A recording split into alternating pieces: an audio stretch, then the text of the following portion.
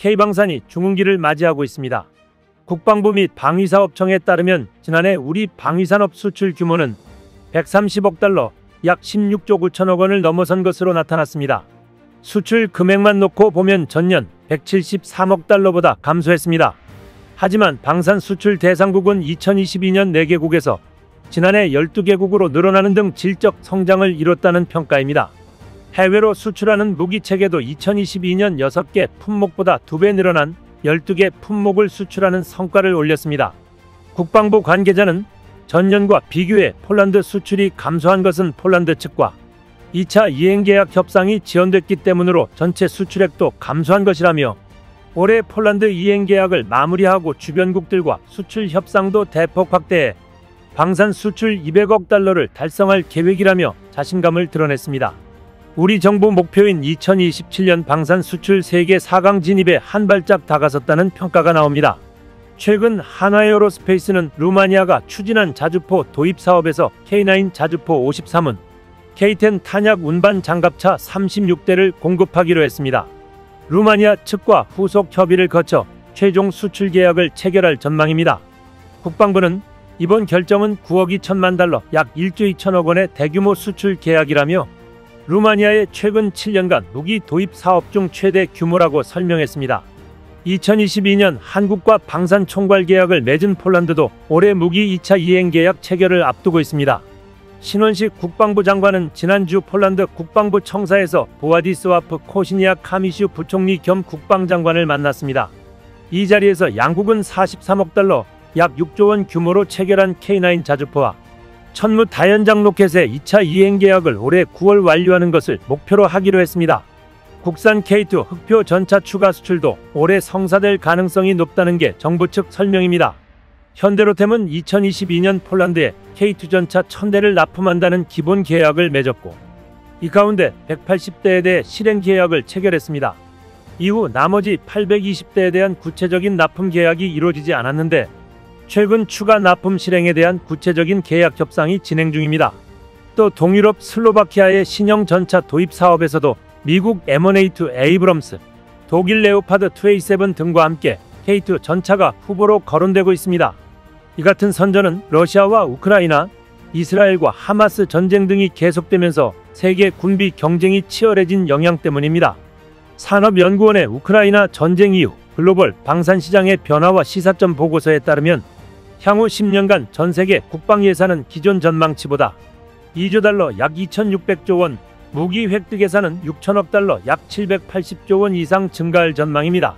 특히 무기 구매국들이 요구하는 성능과 가격의 신속한 납기 능력까지 갖춘 국가가 한국 외에 별다른 대안이 없다는 점도 포인트입니다. 다만 최근 유럽연합, 미국 등 기존 방산 강국들이 K방산을 견제하려는 움직임을 보이는 것은 과제로 남았습니다.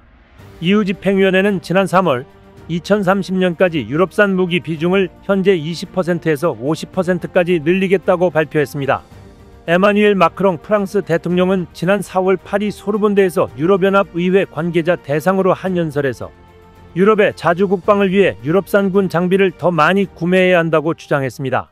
하지만 최근 북러 회담이 촉매제가 되면서 유럽연합이 한국, 일본과 각각 안보 및 방위산업 분야에서 새로운 파트너십을 맺는 방안을 검토 중이라는 외신 보도가 나와 주목되고 있습니다. 23일 니혼게이자이에 따르면 이후 고위 관계자는 유럽과 아시아의 안보 환경이 크게 바뀌고 있다면서 한국, 일본과 더 긴밀하게 연계하기 위한 파트너십을 체결하기를 원한다고 밝혔습니다. 최근 러시아와 북한이 포괄적 전략 동반자 협정을 체결하는 등 안보 환경이 급변하는 가운데 유럽과 아시아가 연계된 안보 위험에 노출됐다고 판단해 협력을 강화한다는 구상입니다. 이유는 앞서 비회원국인 노르웨이 등과 안보 및 방위 분야에서 파트너십 관계를 맺었는데 아시아 국가에서는 한국, 일본이 처음이 될 것으로 보입니다.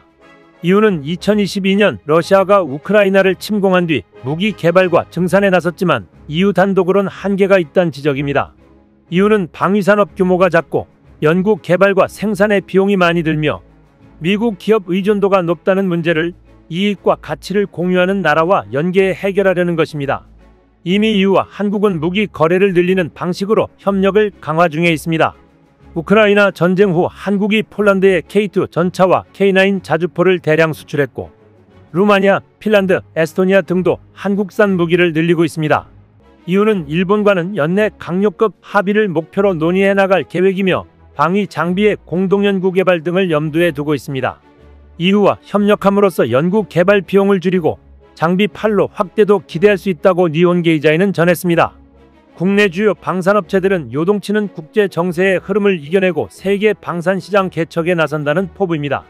하나에어로스페이스는 지난 4월 다연장 로켓 천무 72대 2조 2천억 원을 공급하는 계약 체결에 성공했습니다.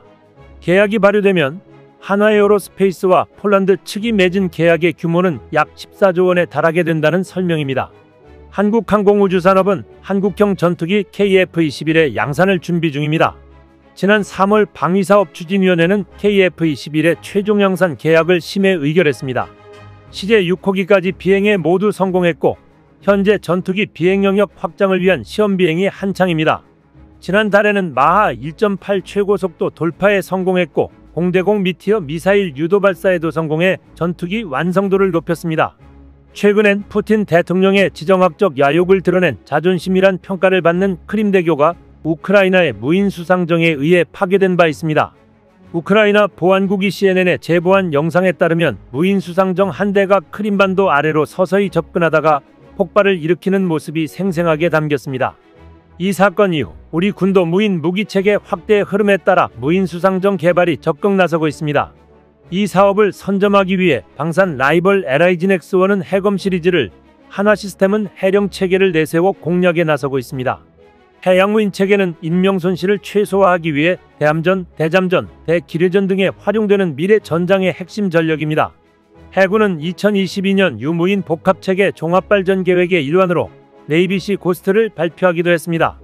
LIG넥스1은 바람을 가르며 우리 해양을 수호하는 병기라는 의미로 해검이라 명명했습니다. 해검은 2, 3, 5로 각각 명명된 시리즈를 잇따라 제작해 관련 기술을 발전시켰습니다. 해검이는 수상, 수중 정찰용 무인 수상정이라 강조류 환경에서도 기뢰나 착저, 잠수함까지 포착할 수 있습니다. 해검 3는 연안경계 및 신속대응 무인경비정으로 감시 정찰 기능을 이용한 무장 전투 기능 강화에 초점을 두고 있습니다. 무인 수상정 전방에 12.7mm 중기관총뿐만 아니라 후방에 2.75인치 유도로켓 발사대를 장착하고 자폭형 드론도 탑재할 수 있습니다. 해검5는 유무인 복합 기능을 탑재해 모함해서 무인 수상정을 진수 및 회수할 수 있는 기술을 갖는 것이 특징입니다.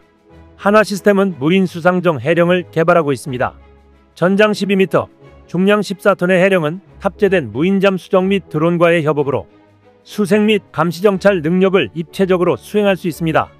운용시간은 12시간, 추진체계는 디젤, 전기, 하이브리드 방식입니다. 주변의 해상 상태를 인식해 최적의 안전 운항을 수행하게 하는 파랑회피 자율운항 기술도 적용됐습니다. 무엇보다 저궤도 위성을 활용한 원격 통제 기술 적용으로 작전 운용 시 통신 음영구역과 통제거리에 제약받지 않는 장점이 있습니다. 이 밖에도 S&T 다이내믹스는 지난해 튀르키예 방산업체 BMC와 2억 유로 약 3천억 원 규모의 알타이 주력전차용 1500마력 자동변속기 수출 계약을 체결, 글로벌 방산시장에서 기술력을 인정받았습니다.